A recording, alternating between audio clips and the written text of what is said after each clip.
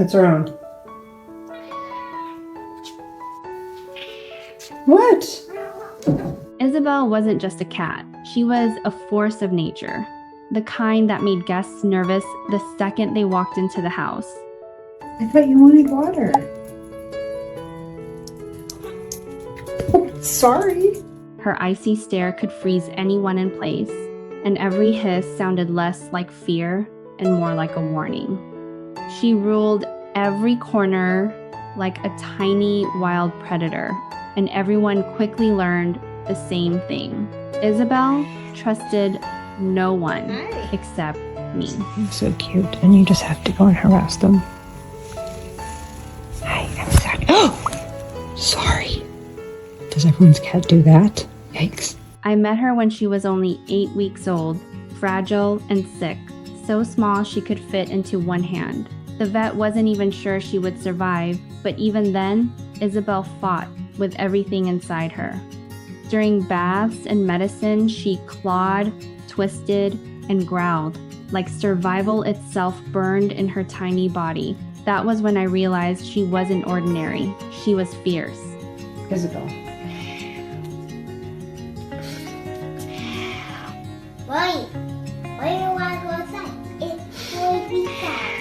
As she grew stronger, her true personality emerged. Thick, fluffy fur, sharp eyes, and an attitude bigger than the entire house. Isabelle. Isabelle, come on. Come here. Come on. Not fully, never completely, but enough to know that behind her anger was a heart terrified of losing control again. Then, everything changed when my daughter Tally was born. Isabelle watched quietly from across the room whenever I held the baby, her tail flicking slowly, her eyes filled with confusion and jealousy. The house suddenly felt divided between two hearts that both needed me, and honestly, the guilt crushed me. So I tried harder. And she's on her heating pad. You cold? Not even that cold in the house. One night, I opened the nursery door and let her decide for herself. Isabelle stepped inside silently, sniffing the blankets and toys before gently rubbing against my leg.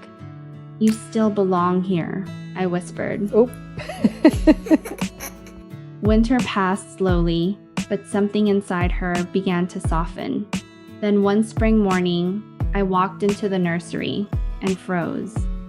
Isabelle was curled beside Tally, purring softly while my daughter rested her tiny hand against her fur.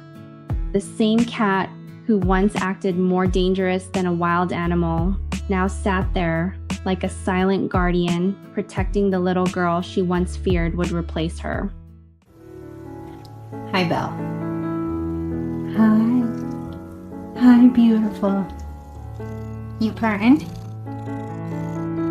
Isabelle never changed because she was forced to. She changed because she chose to love.